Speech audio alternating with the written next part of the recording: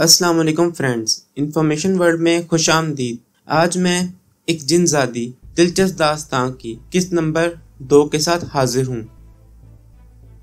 आप सब दोस्तों से गुजारिश है कि चैनल को ज़रूर सब्सक्राइब कर लें और साथ मौजूद बेल आइकन को भी दबा दें ताकि आने वाली हर वीडियो का नोटिफिकेशन आप सबको फ़ौरन मिल सके।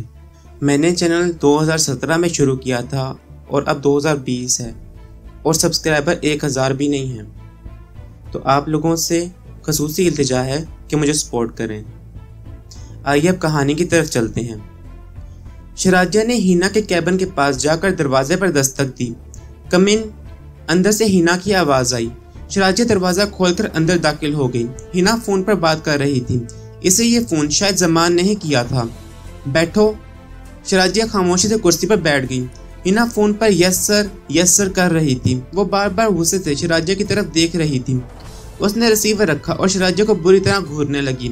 शराजिया खामोशी से सर झुकाए बैठी थी। अगले दिन सुबह 9 बजे ऑफिस जाने के लिए जमान घर से निकला तो उसका ड्राइवर खड़ा था। उसने जमान को सलाम किया और जमान सलाम का जवाब देकर कार में बैठ गया। ऑफिस पहुंचकर उसकी नज़र हिना पर पड़ी जो प्रिंसिपल सेक्रेटरी से नीचे आ चुकी थी। इसे देखकर जमान मुस्कुराया और अपने ऑफिस की तरफ बढ़ गया। इसे हिना की हरकतें पसंद नहीं आई थीं। थोड़ी देर बाद दरवाजे पर दस्तक हुई। यस, जमान ने दरवाजे की तरफ देखते हुए कहा और शराजिया दरवाज़ा खोलकर अंदर चली आई। अब जमान को उसका चेहरा देखने का बहाना मिल गया था। हेलो सर, वो मुस्कुराते हुए होंठों के साथ बोली। उसके होंठों पर ब्राउन रंग की सुर्खी लगी हुई थी जो उसके हुस्न में इजाफा कर रही थी। सूट भी उसने ब्राउन रंग का ही पहना हुआ था। बहुत खूबसूरत सूट था। गर्ल्स, आज वो क़यामत लग रही थी हर तरह से। हेलो, जमान ने मुस्कुराते हुए जवाब दिया। बर्ताव कैसा था उसका तुम्हारे साथ? जमान ने जानबूझकर पूछा, हालांकि वो जानता था कि हिना ने उसके साथ अच्छा सलूक नहीं किया होगा। ठीक था सर, वो मुस्कुराते हुए बोली। आज का मेरा शेड्यूल क्या है? जमान ने इस बात में सर हिलाते हुए पूछा। आज आपकी इकराम साहब के साथ मीटिंग है, शराजिया ने बताया। टाइम क्या है मीटिंग का? जमान ने पूछा। 10 बजे सर, शराजिया ने बताया। तो फिर चलते हैं, टाइम तो हुआ जा रहा है, जमान ने उठते हुए कहा। ओके सर, शराजिया ने कहा। दोनों ऑफिस से बाहर निकल आए। मीटिंग में काफ़ी वक्त लग गया। दोनों फारिग हुए तो शाम का वक्त था। वैसे इन्होंने लंच इकराम साहब के साथ ही किया था। तुम्हारे घर में और कौन कौन है शराजिया? जमान ने पूछा। सिर्फ मैं ही हूँ सर, शराजिया ने जवाब दिया। बाकी लोग? जमान ने हैरानगी से पूछा। माँ बाप थे मगर दोनों ने मुझे अकेला छोड़ दिया। अब की बार शराजिया की आवाज़ भरी हुई थी। ओह सॉरी, जमान ने उसकी तरफ देखते हुए कहा। इट्स ओके सर, शराजिया ने अपने आंसू साफ करते हुए कहा। क्या तुम मेरे साथ एक चाय का कप पीना पसंद करोगी? जमान ने पूछा। ये मेरी खुशनसीबी होगी सर, शराजिया ने मुस्कुराते हुए कहा। ड्राइवर, गाड़ी किसी अच्छे से रेस्टोरेंट के पास रोक दो, जमान ने ड्राइवर से मुखातिब होते हुए कहा। जी सर, ड्राइवर ने इस बात में सर हिलाते हुए कहा। थोड़ी देर बाद दोनों एक बड़े होटल में बैठे चाय पी रहे थे। शराजिया, क्या तुम्हें तन्हाई से डर नहीं लगता? जमान ने पूछा। अब ये तन्हाई मेरा मुकद्दर बन चुकी है सर, इस तन्हाई से मेरी खासी गहरी दोस्ती हो चुकी है, वो दुखी लहजे में बोली। तो तुम शादी क्यों नहीं कर लेती? जमान बरजस्ता लहजे में बोला। शादी? वो हंसकर बोली।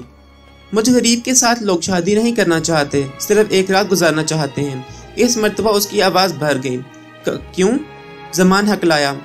मोहल्ले में कुछ छिछोरे लड़के हैं जो जीने नहीं देते, हर वक्त तंग करते हैं।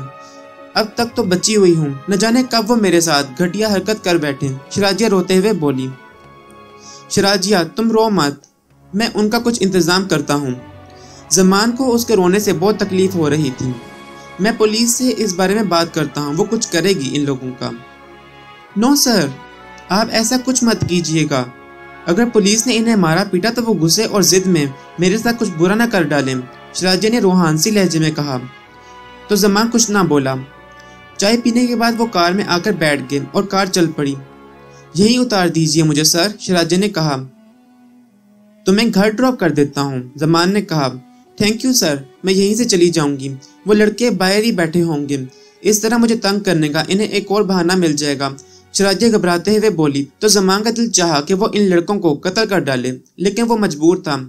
ओके सर, अब मैं चलती हूँ, शराजिया ने कहा तो जमान ने सिर्फ सर हिलाने पर इत्तेफाक किया और शराजिया दरवाजा खोलकर बाहर निकल गई। जमान इसे जाता हुआ देखता रहा। जब वो नजरों से ओझल हो गई तो उसने ड्राइवर को गाड़ी चलाने का कह दिया। शराजिया इतनी मुसीबतों में थी और जमान उसकी मदद करना चाहता था। कैसे, ये सवाल उसकी समझ से बालातर था। घर पहुंचा तो चुपचाप अपने कमरे में चला गया। काफी देर तक शराजिया और इसकी परेशानियों के बारे में वो सोचता रहा। थोड़ी देर बाद बिलाल भी आ गया।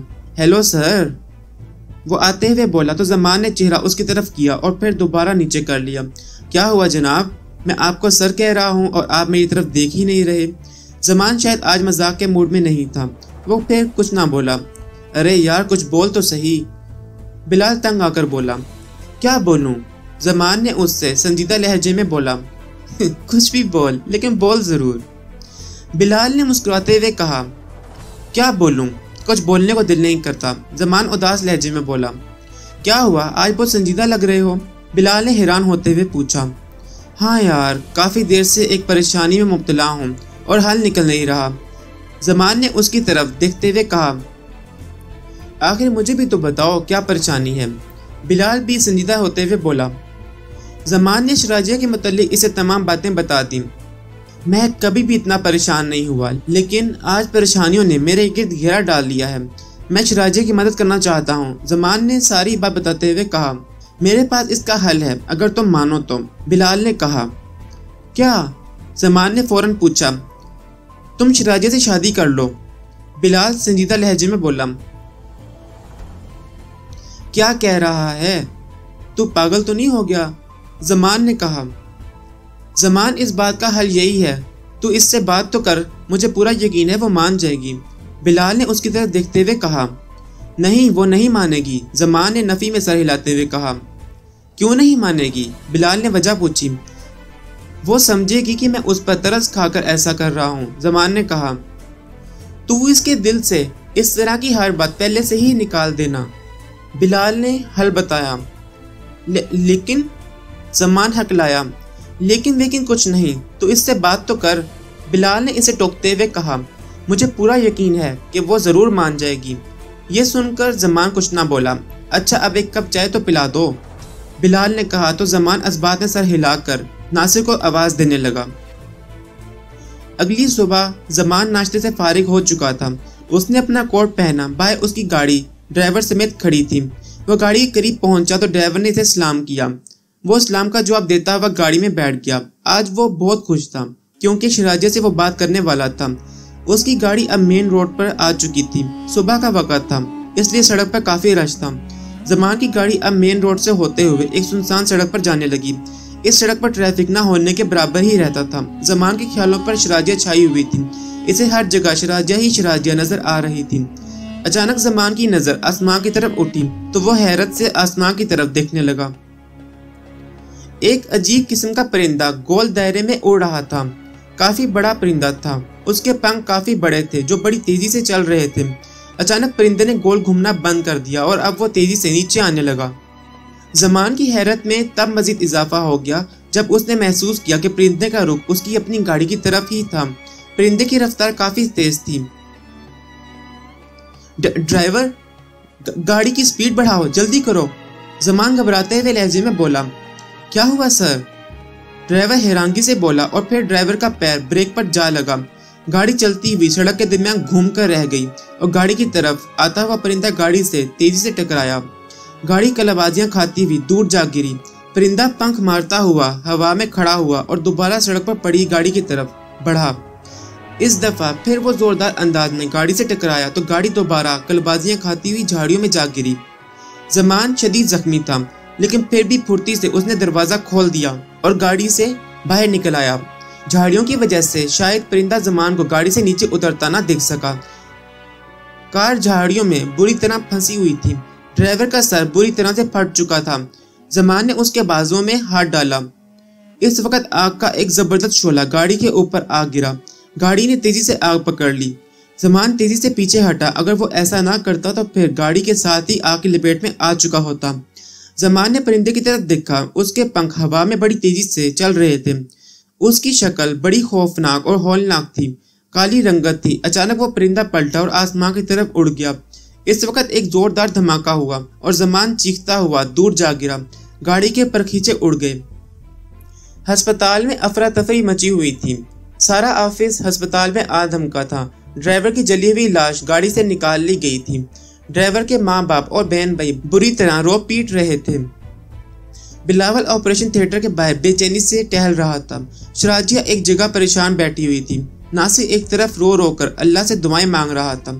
गर्ज इन तीनों समेत ऑफिस का सारा अमला जमान के लिए दुआएं मांग रहा था। थोड़ी देर बाद ऑपरेशन थिएटर का सुरख बल्ब बुझ गया और डॉक्टर्स बाहर आने लगे। डॉक्टर साहब, क्या हाल है आप सर का? बिलाल ने आगे बढ़ते हुए एक डॉक्टर को रोककर पूछा। जमान साहब अब खतरे की हालत से बाहर हैं, डॉक्टर ने मुस्कुराते हुए कहा। तो बिलाल के चेहरे पर बशाशत आ गई। क्या मैं इनसे मिल सकता हूँ? बिलाल ने भराई हुई आवाज में पूछा। लेकिन अभी वो बेहोश हैं, डॉक्टर ने कहा। तो बिलाल ने इस बात में सर हिला दिया। साथियों, जमान साहब अब खतरे से बाहर हैं, बिलाल ने सबसे मुखातिब होते हुए कहा। यह खबर सुनकर सबके चेहरों पर खुशी की लहर दौड़ गई। अगर कोई खुश नहीं था तो वो थी हीना। जमान को होश आ गया तो सब लोग जमान को जिंदगी की मुबारकबाद देने लगे। आखिर में बिलाल, नासिर, हीना और शराजिया कमरे में आए। तुमने तो हमें परेशान कर दिया था, बिलाल अपने आंसू साफ करते हुए बोला। उस खौफनाक परिंदे ने मुझे मारने में कोई भी कसर नहीं छोड़ी थी। ये तो अल्लाह का करम है कि मैं बच गया, जमान मुस्कुराते हुए बोला। उसके सारे चेहरे पर बैंडेज की गई थी। खौफनाक परिंदा? वो हैरत से बोले, जबकि हीना एक तरफ मुतमिन खड़ी बड़े इन्हमाक से जमान को देख रही थी। हाँ, था तो वो परिंदा, लेकिन उसकी शक्ल और जिसामत काफ़ी हद तक इंसानों जैसी थी। मुंह से उसकी आग निकलती थी। उसकी रंगत काली थी। जमान ने बताया। सर, क्या ऐसा मुमकिन है? शराजिया को यकीन नहीं आ रहा था। हाँ शराजिया, मैं सच कह रहा हूँ, जमान ने ज़ेन पर जोर डालते हुए कहा। तो वो तीनों तशवीश में नजर आने लगे, जबकि हीना किसी गहरी सोच में मुब्तला थी। अच्छा सर, अब आप घर चलें, क्योंकि डॉक्टर्स ने कहा है कि आप घर जा सकते हैं। आपकी बैंडेज एक हफ्ते बाद खुलेगी, शराजिया ने मुस्कुराते हुए कहा। शराजिया? बिलाल ने उसकी तरफ देखते हुए कहा। जी? शराजिया ने बिलाल की तरफ देखा।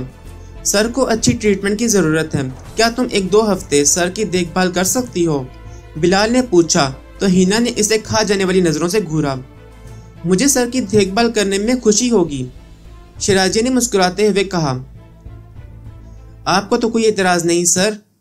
बिलाल ने मुस्कुराते हुए जमान से पूछा। तो वो बेइख्तियार मुस्कुरा दिया, जबकि नासिर भी एक तरफ खड़ा मुस्कुरा रहा था। जमान को घर लाया गया। शराजिया ने जमान की बहुत अच्छे तरीके से देखभाल की। इसे वक्त पर खाना, वक्त पर दूध और वक्त पर मेडिसिन देती। उसके आराम का खास ख्याल रखती। रातों को जाग जाग कर ख्याल रखती। अगर जमान की आधी रात को आंख खुलती तो वो शराजिया को जागता ही पाता। अब तो वो नासिर को भी काम नहीं करने देती थी। चंद दिनों में ही जमान काफ़ी बेहतर हो गया। जमान साहब, आपसे एक बात कहूँ? एक दिन नासिर ने जमान से कहा। कहो। जमान ने उसकी तरफ देखते हुए कहा। आप शराजिया जी से शादी कर लें। नासिर ने अपने दिल की बात कह दी। क्यों? जमान ने मासूम बच्चे की तरह पूछा। इसलिए कि शराजिया जी आपसे शादी करने के लायक हैं। इन चंद दिनों में इन्होंने दिल जीत लिया है हमारा, नासिर ने कहा। ऐसा क्या किया है इन्होंने जो तुमने कहा कि हमारा दिल जीत लिया? जमान ने इससे पूछा। रातों को जाग जाकर खिदमत की है इन्होंने आपकी। वक़्त पर दवा दी, वक़्त पर खाना, वक़्त पर दूध, बल्कि हर तरह का काम किया सिवाय अपने आराम और सुकून के। इतनी खिदमत की है आपकी कि शायद मैं भी आपकी इतनी खिदमत ना कर सकता था। यहाँ तक कि इन्होंने मुझे भी काम करने नहीं दिया, नासिर ने बताया। अभी भी किचन में आपके लिए दूध गर्म कर रही है। तो तू ये शादी इसलिए चाहता है ताकि तू सारा दिन नखट्टू बनकर रहे और मुफ्त की तनख्वाह मुझसे लेता रहे? जमान ने कहा तो नासिर हंस दिया। इसी वक्त शराजिया प्लेट में दूध का गिलास उठाए कमरे में दाखिल हुई। सर लीजिए गर्मा गर्म दूध, वो मुस्कुराते हुए बोली। तो जमान ने हाथ बढ़ाकर दूध का गिलास उठा लिया। थैंक्स शराजिया, जमान ने उसकी तरफ देखते हुए कहा और नासिर उठकर कमरे से बाहर जा चुका था। थैंक्स किस लिए सर? वो हैरान होती हुई बोली। वो इसलिए कि तुमने मेरी इतनी खिदमत की है कि अगर मेरा कोई अपना भी होता तो इतना कुछ ना करता मेरे लिए, जमान ने मुस्कुराते हुए कहा। तो शराजिया भी मुस्कुरा दी। चंद दिनों में जमान चलने फिरने के काबिल हो गया तो उसने पुलिस को यही बयान दिया कि गलती से उसकी कार ट्रक से टकरा गई। अब वो ऑफिस भी जाने लगा था। सब उसकी सेहतयाबी से बहुत खुश थे। मे आई कम इन? बिलाल ने दरवाज़ा खोलकर उससे इजाज़त मांगी। यस, जमान ने मुस्कुराते हुए कहा तो बिलाल अंदर आ गया। बैठो। जमान ने कुर्सी की तरफ इशारा किया और बिलाल कुर्सी पर बैठ गया। मैंने तुझे कई दफ़ा मना किया है, तू मेरा दोस्त है, मुझे सर मत कहा कर। जमान ने उससे संजीदा लहजे में कहा। ऑफिस में आप मेरे लिए सर ही हैं। हाँ, अलबत्ता घर में आप मेरे दोस्त हैं, तब मैं आपको आपके नाम से ही पुकारूंगा, बिलाल ने कहा। चल जैसे तेरी मर्जी, जमान ने कंधे उचकाते हुए कहा।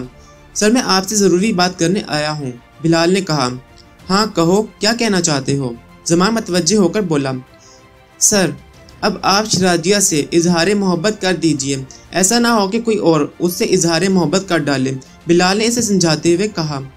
करूँगा, पर मौका महल देख कर, जमान ने जवाब दिया।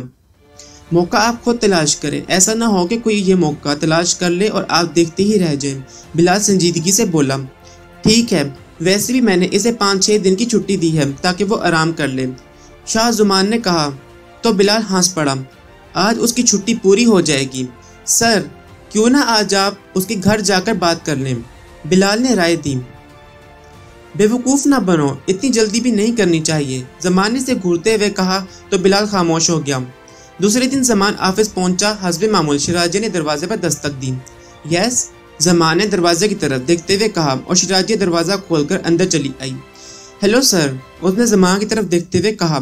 हेलो, जमान ने कहा। अब आपकी तबीयत कैसी है? शिराजिया ने पूछा। काफ़ी बेहतर है, जमान ने बताया।